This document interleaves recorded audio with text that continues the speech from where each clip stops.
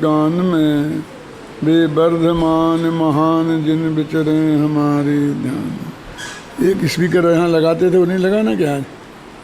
भूल गए क्या? है? क्या हुआ?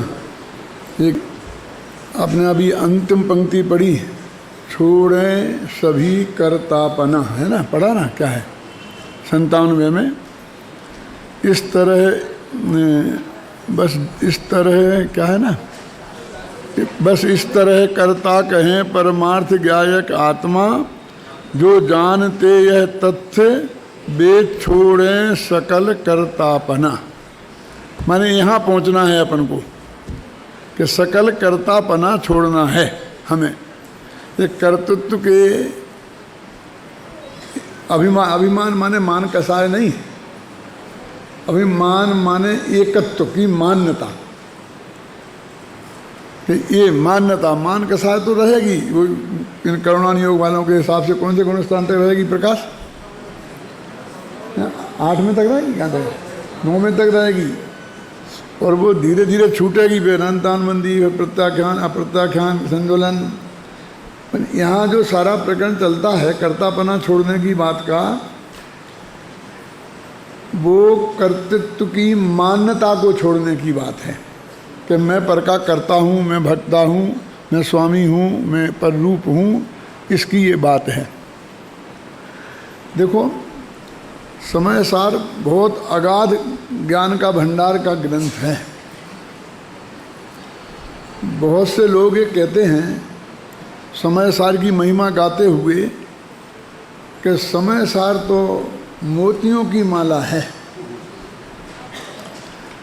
एक एक गाथा उसकी मोती है। मालूम इसका क्या अर्थ है? साहित्य में एक मोक्तक छंद होता है, तो वो समझ लें मुक्तक छंद वाला ग्रंथ है। एक एक गाथा में बिल्कुल सेपरेट अलग अलग बात कही गई है। ये मोतियों की माला नहीं है, ये रत्नों की माला भी नहीं है। तो क्या कहना चाहता हूँ मैं, ये प्रबंध काव्य है। इसमें पहली गाथा से लेकर अंतिम गाथा तक बिल्कुल पूर्वापर संबंध है। तो एक व्यवस्थित वस्तु को वो एक स्टार्टिंग पॉइंट से आरंभ करते हैं और अंत तक ले जाते हैं उसे, और वो किस किस रास्ते से गई है वो सबका ज्ञान हमें होना चाहिए। समझ लीजिए कि इस पर 415 स्टेशन हैं। दिल्ली से गाड़ी चली और बम्बई या कलकत्ता पहुंची, तो भले ही वो राजधानी एक्सप्रेस हो और वो 2-3 जगह ही खड़ी हो, लेकिन जितने स्टेशन बीच में हैं 100 या 200, उन सब में से पार होगी। कौन सा? और टाइम टेबल में सिर्फ यही लिखा होगा जो आपके पास टाइम टेबल है कि ये बड़ौदा कब पहुंचेगी, कोटा कब जाएगी, और बम्बई कब जगह खत्म, बस। लेकिन जो वो उसके व्यवस्थापक हैं उनके पास किस किस स्टेशन पर कब कब पहुंचेगी इसका भी टाइम टेबल है उनके पास। क्या? और एक एक स्टेशन का नहीं, 2 स्टेशनों के बीच में एक किस समय कहाँ रहेगी इसका भी हिसाब किताब है।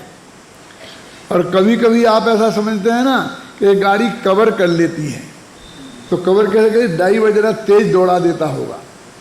उनकी चाल बिल्कुल सुनिश्चित है, वो तेज और मंदी नहीं कर सकते, उनको उसी चाल में ही चलना पड़ता है। फिर ये क्यों कवर हो जाती है? कवर क्या कि वो जानते हैं कि कहीं ना कहीं डिस्टरबेंस आएगा ही आएगा, इसलिए एक जंक्शन से दूसरे जंक्शन के बीच का यदि समय 1 घंटा में पहुंचने का है, जिस रफ्तार से जाती है, तो उसे वे 1 घंटा 10 मिनट पहले ही रखते हैं। करते करते समझ गए ना? वो ऐसे करते करते यहाँ से दिल्ली से मुंबई तक के में पूरे में उतना वो गुंजाइश रखते हैं। इसलिए कभी कभी कहते हैं आप पहले आ गई, आती तो पहले है डॉक्टर साहब, लेकिन छूटती कभी पहले नहीं है। क्यों? पहले छूट जाए तो कोई यात्री की ट्रेन चूक जाए तो वो दावा कर सकता है, और वो दावा सिर्फ अकेले टिकट का नहीं होगा। जिस काम को वो जा रहा था उस काम में जो हर्जाना हुआ, क्यों, उस हर्जाने का दावा होगा। तो जिसके बीच में उन्होंने गुंजाइश रखी वो स्टेशन पर जाकर के वहाँ उसको वही करना पड़ेगी। तो ऐसी हर गाथा ऐसी है। एक बात मैं इसलिए कह रहा हूँ कि अभी सब विद्वान गुरुदेव का प्रवचन आ रहा है, उत्तम चंद जी साहब कर रहे हैं, मैं कर रहा हूँ, और राजेंद्र जी भी कर रहे हैं, जयंत जी साहब जो भी जो करेंगे, और सब लोग, सबको समय सार प्रिय सभी करते हैं। तो जो विभिन्न अपेक्षाएं आती हैं उससे आपको बिल्कुल घबराना नहीं चाहिए, और उसमें कोई परस्पर विरुद्ध नहीं समझना चाहिए, और कोई विद्वानों में मतभेद है ऐसा भी नहीं समझना चाहिए। ऐसा कुछ है नहीं बिल्कुल। मैंने तो पहले दिन भी ये बात कही थी कि हमारा परम सौभाग्य ये है कि तात्विक मतभेद कम से कम हम यहाँ उपस्थित जितने लोग हैं उनमें 0 भी नहीं है।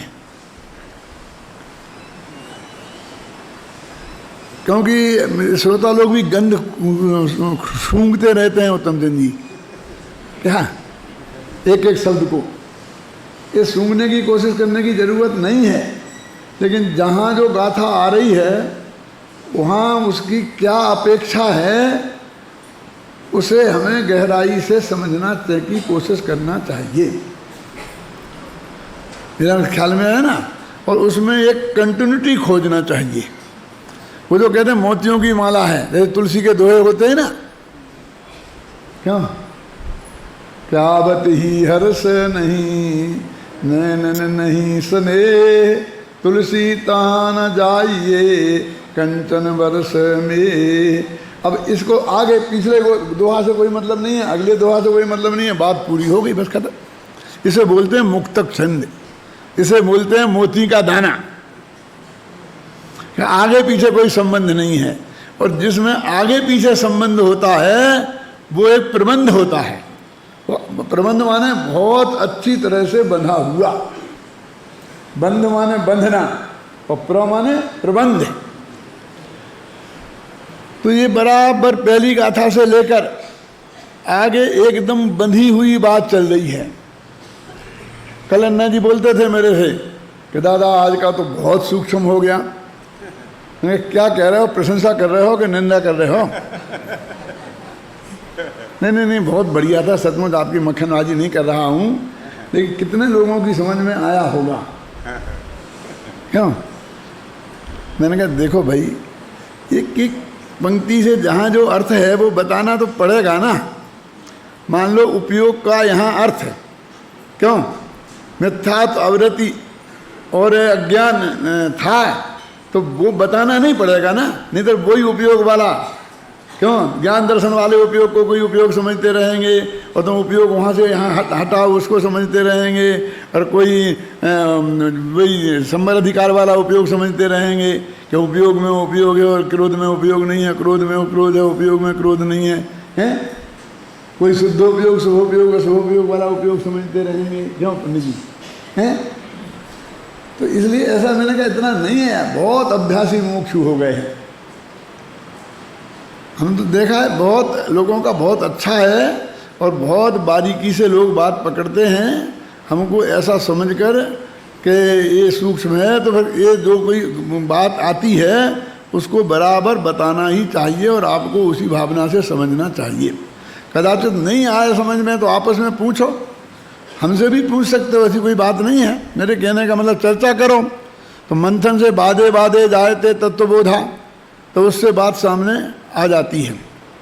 गंभीरता से विचार करें। देखो द्रव्य दृष्टि से अथवा वस्तु की स्वरूप की दृष्टि से तो दो द्रव्यों के बीच में अत्यंता भाव की वज्र की दीवार है, तो इससे किसी का कोई संबंध है ही नहीं। वे 1000 मील दूर हों तो नहीं है और बगल में बैठे हों तो नहीं है। वो अत्यंता भाव तो देवेंद्र जी आप में और मुझ में जैसा है ना, वैसे ही मेरे में और दादा में भी है, उसमें कोई फर्क नहीं है, है? अत्यंता भाव की वज्र की दीवार तो हर दो द्रव्यों के बीच में एक सी है, उसमें कोई फर्क नहीं है। अब थोड़ी व्यवहार की बात करें कि जिसे हम कहते हैं कि संयोग है, संयोग है, तो जरा उसको भी हम गंभीरता से सोचें। संयोग भी कितने काल का है, जरा विचार तो करें। क्यों बोलो, हम कितने जीने वाले हैं? मान लो कल्पना करो 10 साल जी गए, कोई गारंटी नहीं है, ना मेरी ना आपकी किसी की, लेकिन 10 साल भी जी गए तो 10 साल का संयोग है ना हमारा और आपका। क्यों, बस 10 ही साल का है। अरे 10 साल में 10 दिन को मिलते हो भले आदमी, 10 साल का कहाँ है? क्यों बोलो ज्ञानचंद जी, हैं? कितने का हुआ? आप 100 दिन रह गए, 10 साल में 100 दिन रह गए, तो 100 दिन तो पक्के ना? नहीं नहीं साहब, इस शिविर में तो हम भी आएंगे और तुम भी आओगे, तो 100 दिन तो पक्के हैं ही हैं, यदि जिए तो तुम और हम दोनों तो। क्या ये तो बहुत लग रहे हैं, लेकिन मान लेते हैं अपन तो, है? तो उनमें भी 10 दिन 24 घंटे आप एक दूसरे से मिलते रहते हो कि 1 घंटे का ही मिलना होता है? क्यों विनय बाबू, हम तो तुम तो दोनों जयपुर में ही रहते हैं ना, लेकिन मिलते कब कब हैं बोलो? कब कब को हमारा संयोग है कि पन्ना जी 10 ही दिन मिलते हैं। तो 10 दिन कहाँ मिलते हो? तुम वहाँ बैठे रहते हो, हम यहाँ बैठे रहते हैं, हम बोलते रहते हैं, तुम सुनते रहते हो। क्यों, हमें पता भी नहीं कि तुम आए कि नहीं आए, निगाह पड़ गई तो पड़ गई, वो नहीं पड़ी तो नहीं पड़ी। ये इसको संयोग कहेंगे? इसमें कोई झगड़ा होने की चांस है? इसमें राग करने का कोई चांस है? इसमें दोष करने का कोई अवसर है? क्यों राजन भाई, नहीं है ना? हाँ बोलिए। ये कोई मिलना मेरा मिलना मतलब कि जिससे हम कहते हैं कि 4 दिना की चांदनी काय के लिए किससे दोस्ती करना, किससे बैर करना। क्यों? अरे उसमें 10 दिन में कभी एक 2 मिनट को कदाचित आपस में मिल जाएं और बात हो जाए तो हो जाए, यानी जिन्हें हम वर्षों का मान रहे हैं वो मिनटों का है। क्यों? उसमें इतना राग देश, क्या लेना देना है? आपको आप में रहना है और मुझको मुझ में रहना है। क्यों? मेरा सुख दुख, मेरा ज्ञान अज्ञान मुझको भोगना है, आपका सुख दुख, आपका ज्ञान अज्ञान आपको भोगना है। अरे पर्याय दृष्टि से भी विचार करें तो कहाँ कुछ है, द्रव्य दृष्टि से तो है ही नहीं। अब हमारे लिए ये समस्या बन गई। क्यों? जो मिनटों की भी नहीं है वो समस्या हमारी वर्षों की बन रही हो, जिंदगी भर की बन रही हो, अनंत काल की बन रही। वे 10 बरस भी अनंत काल में कितने हैं? क्या क्या गिनती है उनकी, बोलिए? ये अपना अनादि अनंत आत्मा, और इसमें इनका क्या महत्व है किसी संयोगों का, है? कुछ कीमत नहीं है।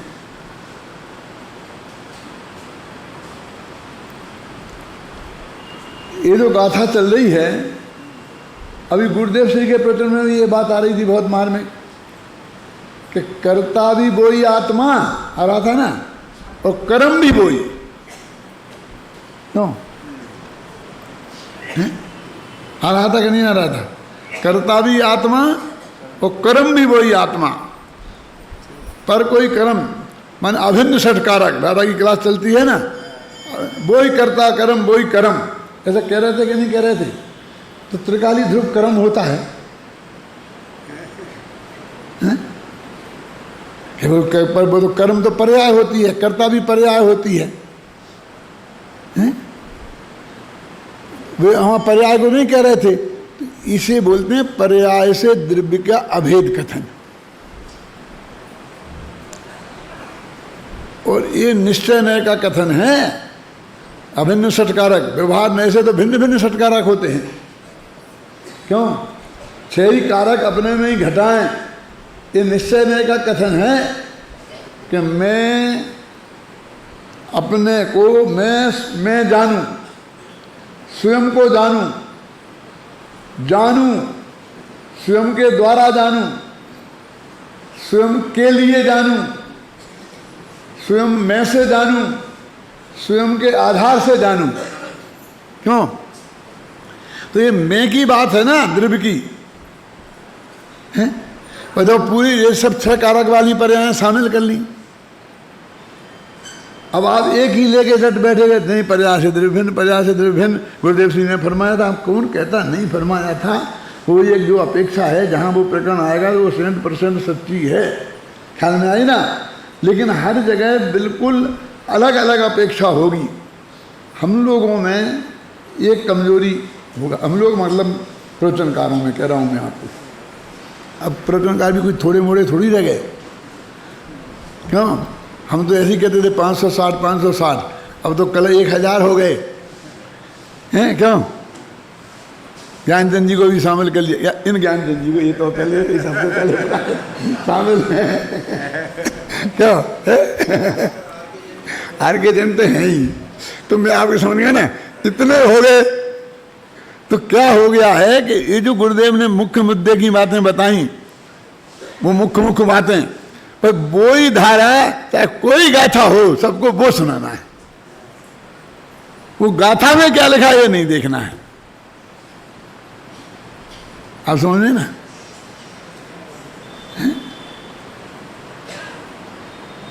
पहले तो हम क्या करेंगे, गाथा का चुनाव उसके हिसाब से करेंगे। वो तो बढ़िया बात है कि आपको 1-2 दिन के लिए आए हैं, तो आपको अपनी कोई ना कोई गाथा तो कुछ ना कुछ ऐसा चुनना ही पड़ेगा ना। तो वो तो कोई ऐसी बुरी बात नहीं है। 10 दिन को आए तो भी कोई बात नहीं है बुरी। लेकिन अब वो मान लो वो विषय, फिर उन गाथाओं में जो विषय है उस पर ही तो रहें कम से कम। लेकिन हमें कहने तो वो ही है। कौन? देह से लेके भिन्न से लेके केवल ज्ञान से तक भिन्नता का सब पूरा का पूरा। अब नए चक्र पढ़ाएगा, हमारे मैं पढ़ा था क्या, संजीव गोधा। तो अब जो भी नए तक, जो आखिर भाई इतने नए हैं, तो आज जो नए पढ़ाएगा कल दूसरा नए पढ़ाएगा, परसों तीसरा नए पढ़ाएगा। क्यों? और पहले ही दिन सब नए पढ़ा देगा तो कल क्या पढ़ाएगा? क्यों? 4 प्रकार के व्यवहार, 4 प्रकार के निश्चय पढ़ाएगा, तो पहले तो व्यवहार शुरू करेगा, और पहले वो सबसे मोटा वाला व्यवहार, क्यों, स्त्री पुत्रादिक को अपना कहने वाला व्यवहार, उसकी बात करेगा कि नहीं? और उसी दिन वो परम शुद्ध निश्चय वाला भी बता दे रहे हैं। तो अगले दिन क्या कहे? मेरे कहने का अर्थ ये है कि अपना ये तत्वाभ्यास का शिविर है। ये कोई सेमिनार नहीं है, एक ऐसी कोई चीज नहीं है जे कि बस अकेले हमको एक दिन की बताना है। 2 बातें एक अलग होती हैं। क्या होती हैं अलग? मैं विद्यार्थियों को कहता हूँ फिर कि आज एक दिन का आपको 10 मिनट का मौका मिला, आधा घंटा का मौका मिला, तो बेटा तुम्हें तो अपना बढ़िया से बढ़िया चुनकर बढ़िया से बढ़िया प्रवचन करना चाहिए। क्यों? कि तुम्हें तो बेटा दोबारा फिर मौका ही नहीं मिलेगा गए काम से। यदि आज तुमने प्रभावित नहीं कर पाया, ख्याल में आया ना, तो कल तुम्हें नंबर भी नहीं आएगा तुम्हारा। तो उसे तो ये अधिकार है कि वो अपने वहाँ तक बता कि मैं ये भी जानता हूँ। ऐसा मत समझना कि मैं विद्यार्थी हूँ तो मैं ये नहीं जानता हूँ कि पर केवल ज्ञान से भी भिन्न भगवान आत्मा है, त्रकाली से दृष्टि का विषय क्या है, हैं? क्यों? उसे तो वो तो परीक्षा दे रहा भाई साहब। क्यों? लेकिन जो परीक्षाएं तो बहुत दिनों से पार कर चुके हैं, अब उन्हें परीक्षाओं की जरूरत नहीं है, हैं? तो वो तो एक व्यवस्थित ढंग से जब आद्योपांत एक जो चीज चले हम उस पर गंभीरता से विचार करेंगे तो सब चीज़ समझ में आएगी। मैंने श्रोता इस दृष्टि से इस बात को सुने, इसलिए मैंने इतनी बात कही कि इसमें हर जगह जो प्रकरण चल रहा है उस अपेक्षा से जो वो बता रहे हैं उस अपेक्षा से गहराई से समझने की कोशिश करें। कि ज्ञान का आप तत्व समझने आए हैं, आप हमें समझने नहीं आए हैं, और हमारा किन से राग द्वेष है ये समझने नहीं आए हैं। क्यों? राग द्वेष हम में नहीं है, ये समझने आए हैं।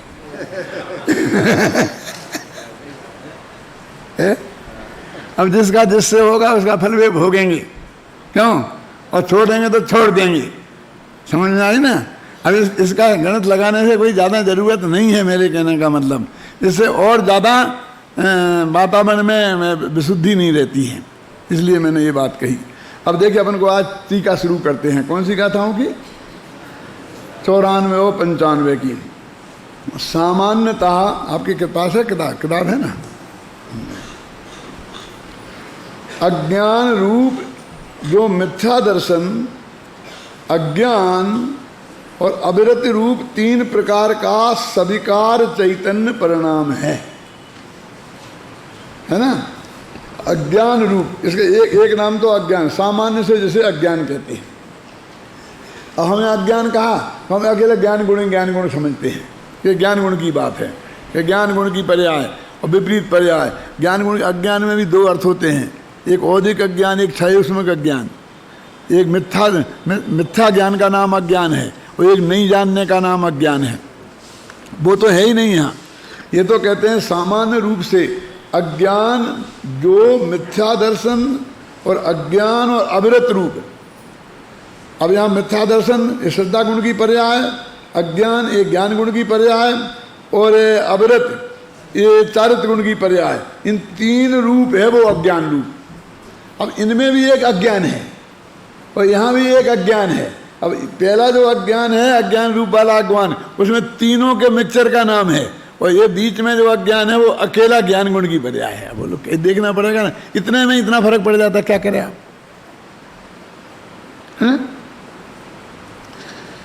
का सविकार चैतन्य परिणाम, इसका नाम उनने क्या दिया? सविकार चैतन्य परिणाम। है तो चैतन्य मन भगवान आत्मा का परिणाम, परिणमन, लेकिन विकार सहित है। तीनों का नाम है ये। क्या का? मिथ्या दर्शन, मिथ्या ज्ञान और अविरति। अविरति भी कौन? मिथ्यात्व सहित वाली, ये ध्यान रखना। ये बाकी वाली अविरति नहीं है, क्योंकि अविरति तो सम्यक दृष्टि के भी होती है। चौथे गुणस्थान का नाम ही अविरत सम्यक दृष्टि है। ये 3 चीजें, इनका एक नाम क्या है? सविकार चैतन्य परिणाम। वह पर के और अपने अविशेष दर्शन से, ये काय से प्रकट हुआ है सविकार चैतन्य परिणाम?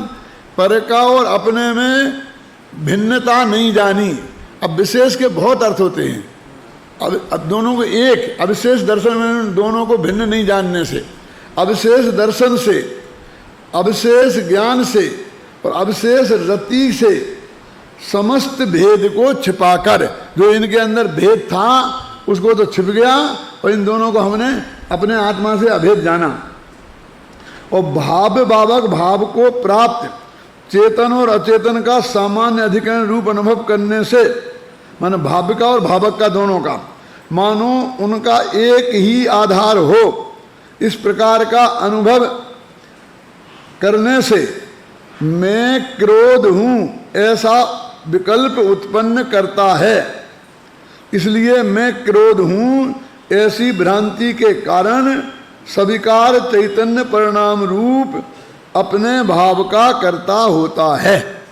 अब वो कौन? सविकार चैतन्य परिणाम वाला, जिसके मिथ्या दर्शन, अज्ञान और असंयम, माने कौन? अनंतानुबंधी संबंधी असंयम है, ये उस जीव की बात है। वो उसे कर्ता बता रहे हैं। लेकिन काय का कर्ता होता है?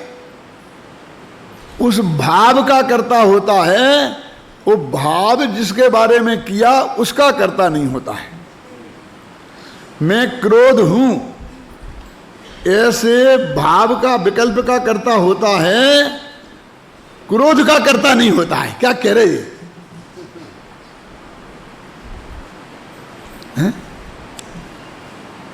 क्या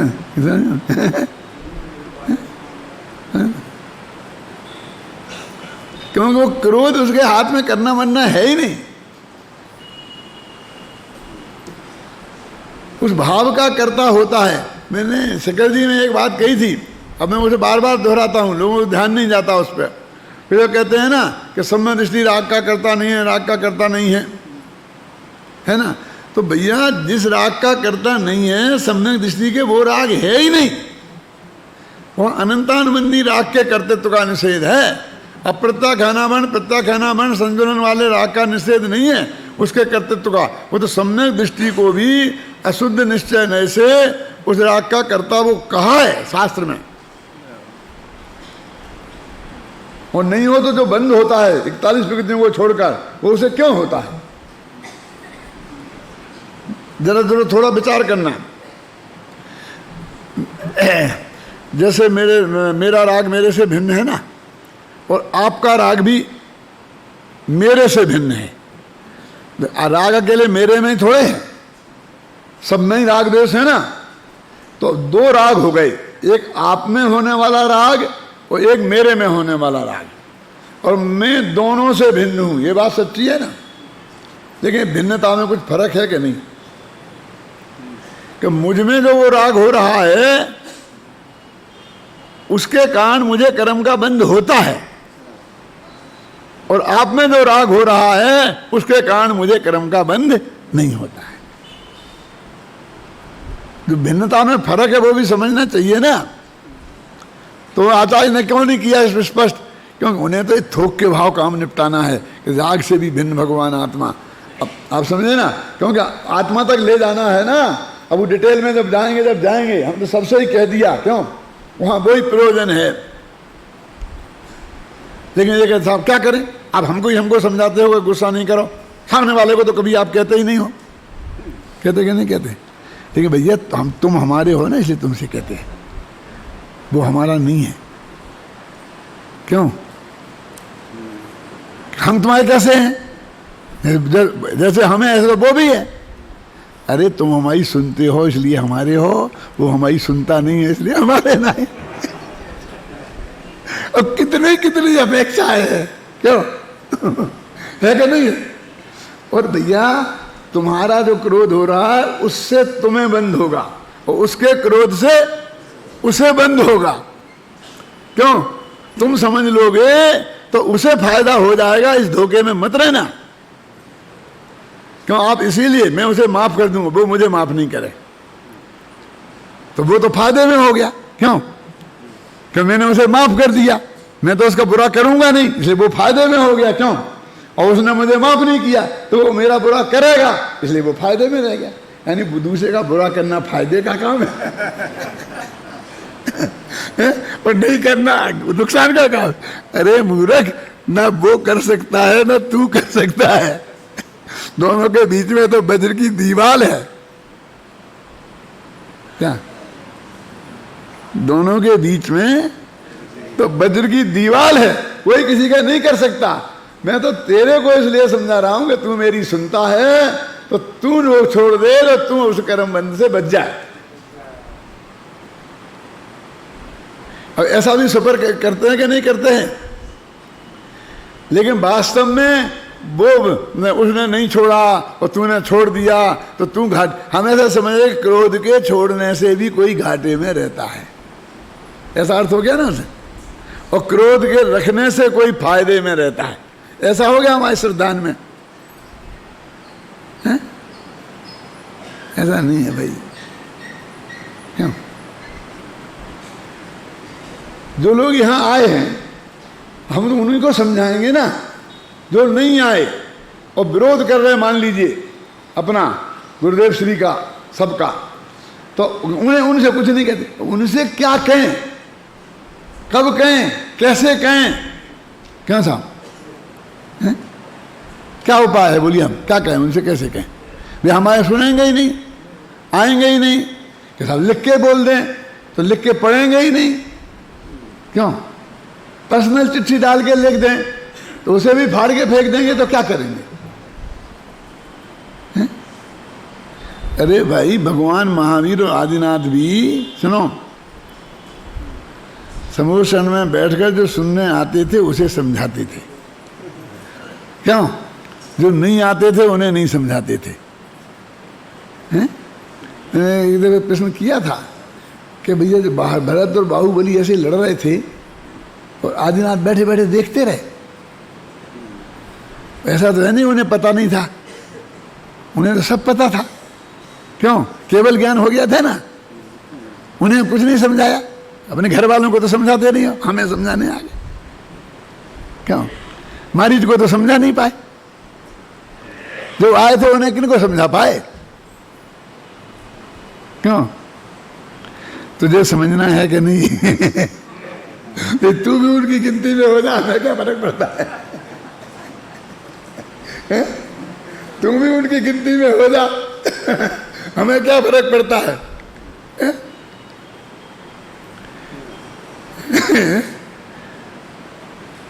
वस्तु की स्थिति भैया ऐसी ही है, हम उसे गंभीरता से समझें। देखो, मैं क्रोध हूं, ऐसी भ्रांति के कारण उस सविकार चैतन्य परिणाम रूप अपने भाव का करता है। मैं क्रोध हूं, क्रोध का करता नहीं कह रहे। वो सविकार चैतन्य परिणाम कौन सा?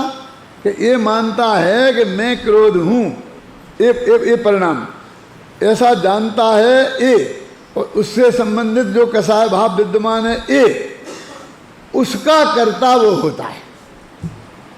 अब उसमें न्याय ये है कि यदि उसको करता नहीं था तो उसे बंध नहीं होना चाहिए, तब बंध भी होता है उसको, इसलिए इस न्याय से उसे कर्ता कह रहे हैं।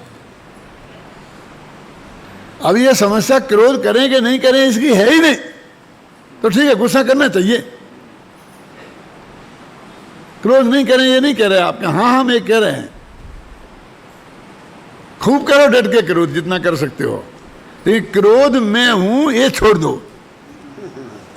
क्रोध का स्वामी मैं हूं ये छोड़ दो, क्रोध का कर्ता मैं हूं ये छोड़ दो, क्रोध का भोक्ता मैं हूं ये छोड़ दो। अभी इसकी बात चल रही है। देखो कैसे पंडित है, कहते खूब क्रोध करो, खूब क्रोध करो। हम खूब क्रोध करो कह रहे हैं, क्यों?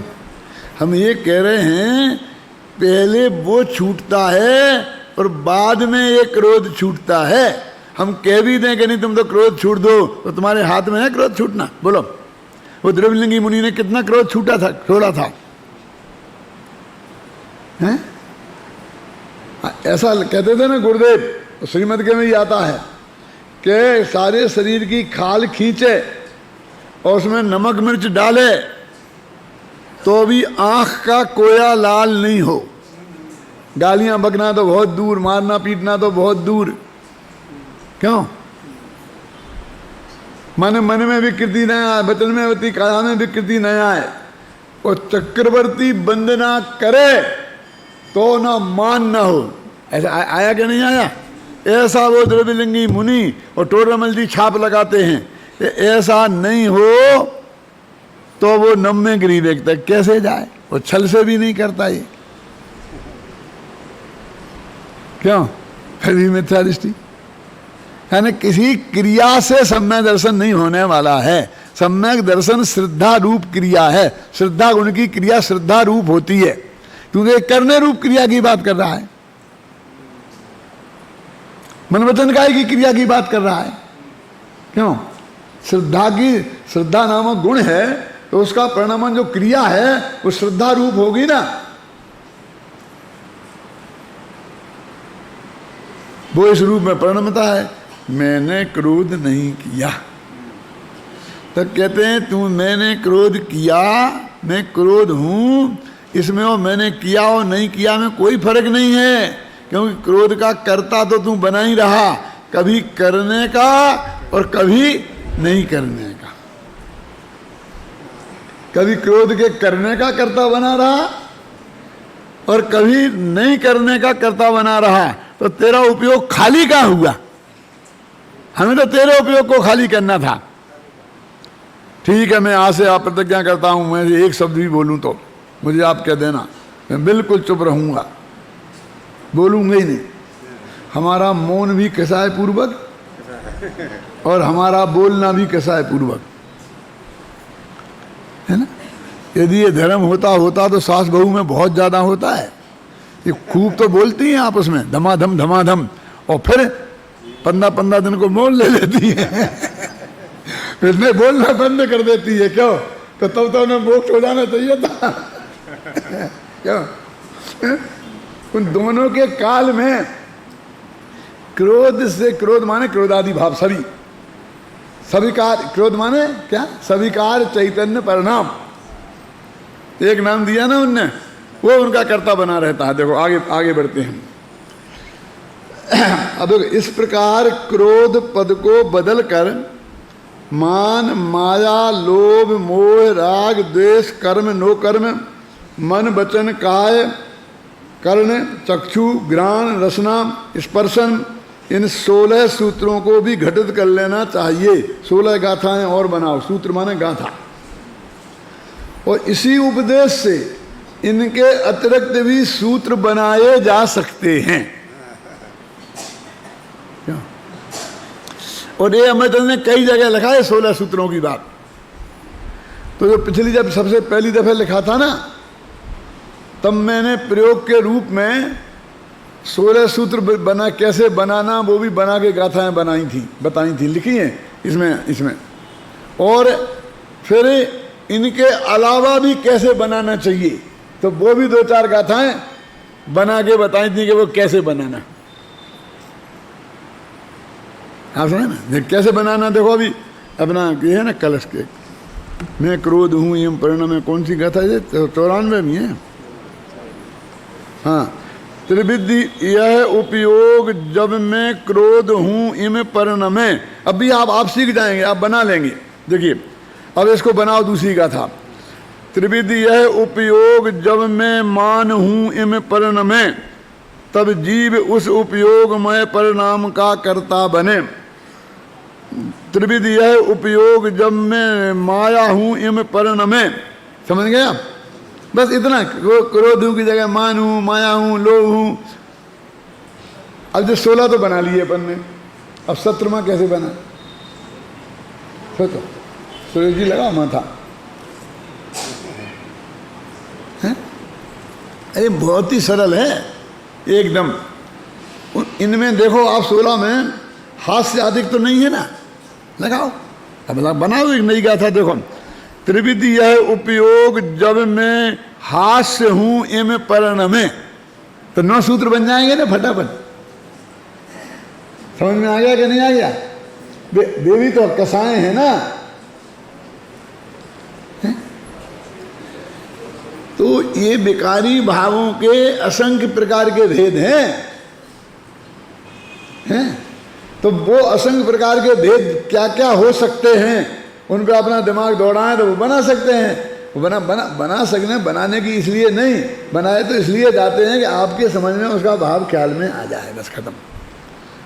ये जो होता है ना, गणित की किताब होती है तो उसमें एक सवाल करने का विधि लिखी रहती है ना, और विधि लिखी रहती है, फिर बाद में एक सवाल लिखा रहता है, और उसे इस विधि से करो तो ये उत्तर आएगा। उत्तरावली में उत्तर लिखा रहता है, लेकिन वो अलग छपती है दूर, क्योंकि तुम तत्काल देख लोगे तो तुम्हारा माथा खराब हो जाएगा। इसलिए अब तुम उस विधि से निकालो और जो उत्तर आए उस उत्तर से मिलाओ। काय के लिए है कि तुमने 10-5 ऐसे कर लिए, ख्याल में आए ना, तो अब तुम्हारी समझ में वो आ गया। अब बस हमें कुछ लेना देना नहीं है, बस अब कभी भी ऐसा मौका आएगा तो उसी विधि से तुम कर लोगे। तो इसके लिए ही काम है। ये सब विकारी भावों को, ये तो गुरुदेव श्री का जो प्रवचन है ना, उन्होंने तो ये घटा के बताया, उसमें तो बहुत विस्तार से था। फिर भी मैंने थोड़ा कोटेशन इसमें दिया है गुरुदेव श्री का, तो उन्होंने एक एक चीज़ पे घटाया है। 1-1.5 पेज दिए हैं, उसमें बराबर ऐसे कैसे कैसे घटाना, वो सब घटा के गुरुदेव श्री ने बताए। तो वो अंदर बैठे बैठे घटाते रहते, अंदर घटाते रहते थे। हाँ अब इतना इतना कहाँ करना क्या है। बोला सूरज जी धंधा पानी छोड़ दिया, अब क्या करना है, कब तक करें, क्यों करें, कितना समय लगेगा। ये समय सारा लगाना काय में है, इससे बढ़िया एक शुद्धोपयोग का काम है तो वो तो अभी होने से रहा। बाकी ये सारा देखो बहुत स्पष्ट शब्दों में मैं आपको बता रहा हूँ, शास्त्र के आधार से जो भी इन 60-62 वर्षों में मैंने पढ़ा है उसके आधार पर कोई भी क्रिया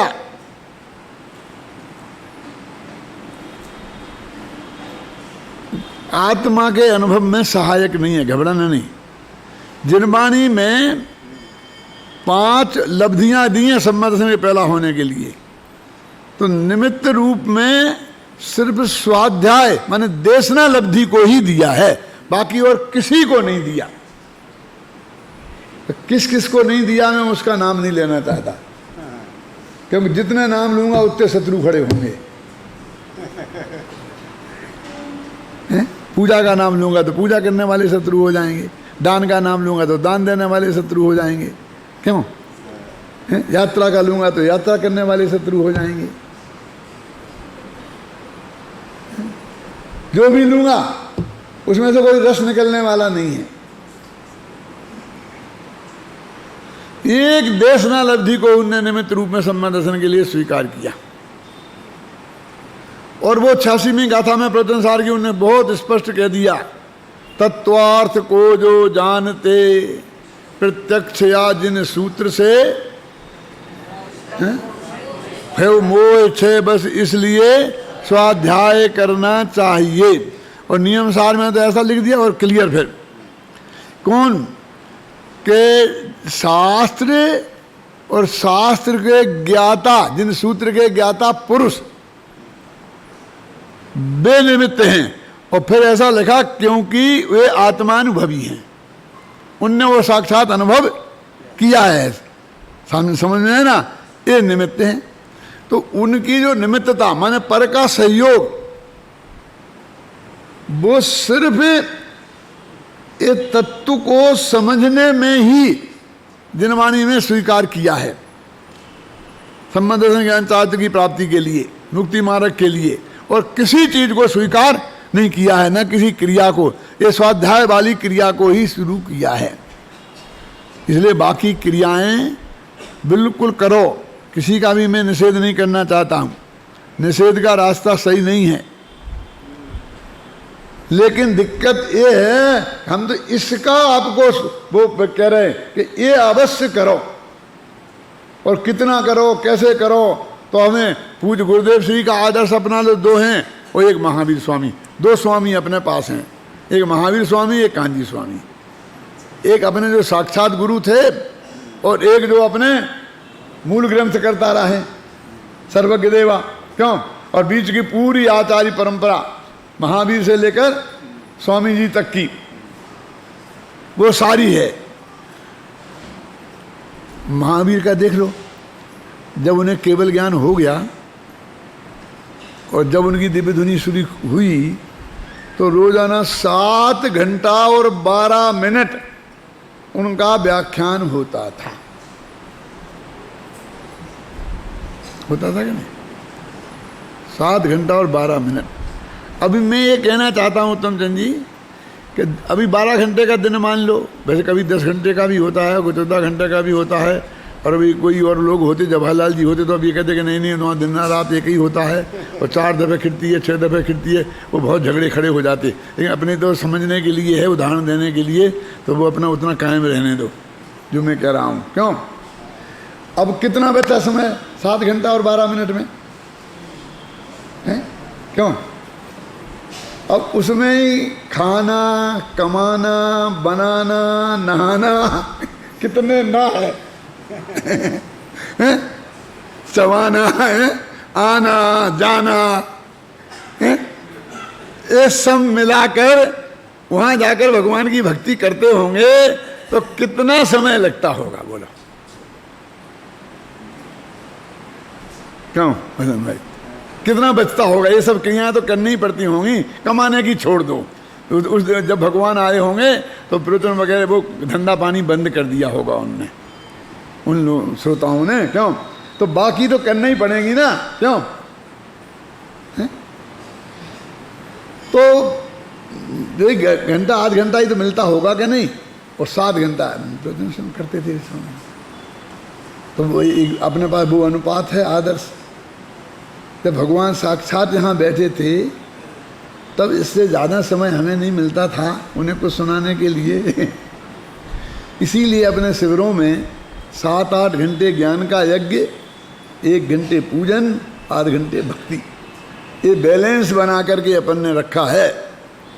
ये जो हो रहा है मैं उसकी आलोचना नहीं कर रहा हूँ, उल्टा मत समझना, वो तो हमने ही बनाई है भाई साहब। वो आलोचना करेंगे तो हम अपनी करेंगे ना। क्यों? वो आलोचना करेंगे तो हम अपनी करेंगे। ये किसी की आलोचना की बात इसमें कहाँ है? ये बैलेंस था हमारा है? भगवान की उपस्थिति में। और गुरुदेव श्री के यहाँ भी देख लो, वो भी यही था, आप देख रहे हैं बराबर है। मेरे कहने का अर्थ यह है कि जो हमारे आदर्श महापुरुष हैं, अभी एक बात और छोटी मैं कहना चाहता हूँ। बहुत से लोग, कल ही मुझे को एक भाई ने कही मेरे ऑफिस में ही कि अभी ये बहुत सुन लिया, बहुत पढ़ लिया, अब तो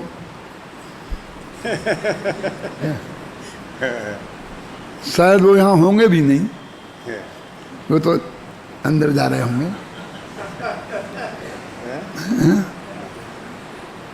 क्या? मैं एक प्रश्न पूछना चाहता हूँ बहुत पवित्र भाव से कि एक आध आदमी का नाम आप बता सकते हो कि जो भगवान महावीर की दिव्य ध्वनि खरी तो पहले दिन से पहले व्याख्यान से और अंतिम दिन के अंतिम व्याख्यान तक पूरे उपस्थित रहे, 1 सेकंड की भी अनुपस्थिति नहीं रही। ऐसे व्यक्ति का कोई नाम आपके चित्त में आए तो बोलना मत, लेकिन चित्त में सोचो। हैं? ख्याल में आई ना? तो एक नाम आता है गौतम स्वामी का। क्यों? उनके बिना तो दिव्य ध्वनि नहीं खिरी। क्यों? समझ? और अंत समय तक भी, जब तक महावीर स्वामी का योग निरोध नहीं हुआ और दिव्य ध्वनि बंद नहीं हुई, तब तक वे मौजूद थे। तो गणधर देव वो जो है ना, क्या उनसे बड़े अध्यात्मी हो गए तुम? वे 4 ज्ञान के धारी थे, वे द्वादशांग के पाठी थे, वे सम्यक दृष्टि थे, 6वें 7वें गुणस्थान में झूलने वाले संत थे। क्यों जी? उनको ये सुनना निरर्थक नहीं लगा। क्यों? क्या बात करते हो, कहाँ राजा भोज, कहाँ गंगू तेली। तो गंगू तेली कहाँ से आ गया? कि कहाँ महावीर भगवान की उपस्थिति अलग बात है, और कहाँ हम तुम्हारी सभा में नहीं जाते। क्या? मैंने कहा हम भी यही कह रहे, कहाँ गौतम स्वामी हो, कहाँ तुम। अब क्या करें, वहां जैसे बगता जैसे सोता। अब तुम्हारे पल्ले हम ही पड़े तो हम क्या करें? लेकिन बात तो करना कम से कम। तो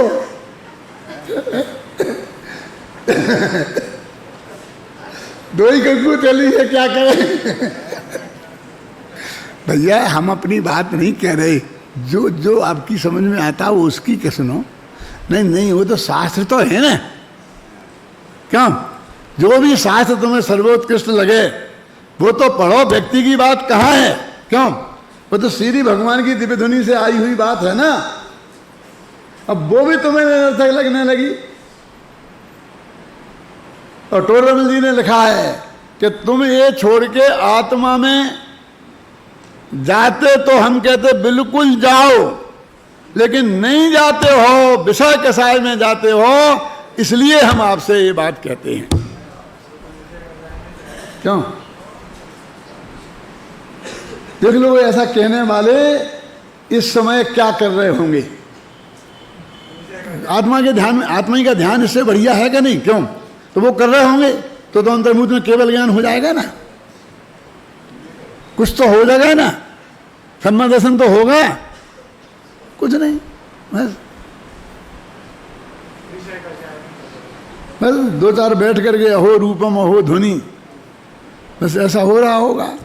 ये सब उलझे हुए हैं विकल्पों में, ये पढ़ने पढ़ाने सुनने सुनाने के चक्कर में हम कितने महान हो गए। कभी कभी तो मैं उदाहरण देता हूँ दादा कि उनके गुरु थे, ये जो सुबह झाड़ू लगाते हैं ना, उनको उसका नाम नहीं ले सकते आजकल, नहीं तो जेल हो जाए।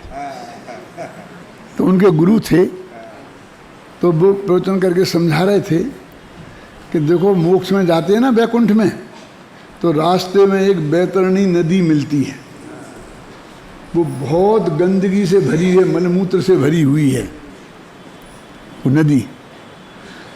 तो अपन लोग जो है ना, ये तो ऐसा नाक पे बांधी पट्टी डुबकी लगा के निकल जाते हैं और वैकुंठ में पहुंच जाते हैं। लेकिन ये बढ़िया ब्राह्मण है ना, ये बहुत नाक मुंह से कोड़ते हैं, मतलब देख देख के, वो मलमूत्र को देख के बहुत नाक मुंह से कोड़ते हैं। हे महाराज, इनका कल्याण कैसे होगा? क्या उनका प्रश्न था अपने गुरु से, क्या डॉक्टर साहब, कि इन लोगों का कल्याण कैसे होगा? तो गुरुजी समझा रहे थे, घबराओ मत, तुम सुबह जो झाड़ू लगाते हो ना, और उससे जो धूल उड़ती है, और जो नहा धोकर कपड़े पहनकर गंगा जी के में डुबकी लगाकर और फिर जाते हैं भगवान की पूजा करने, तो वो धूल इनके माथे पे गिरेगी तो इनसे इनका भी कल्याण हो जाएगा। घबराओ मत बेटा, घबराओ मत बेटा।